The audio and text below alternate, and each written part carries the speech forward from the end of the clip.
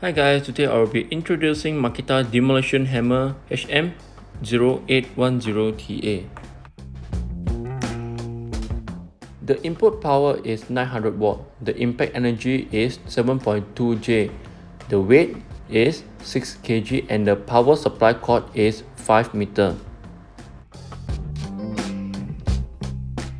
In this package, you will get a ballpoint, hexagon Allen key and a side grip. The size of the chisel should be used in this machine will be 17 mm. The carbon brush should be last for approximately 150 hours. Open up the grease cover for refilling.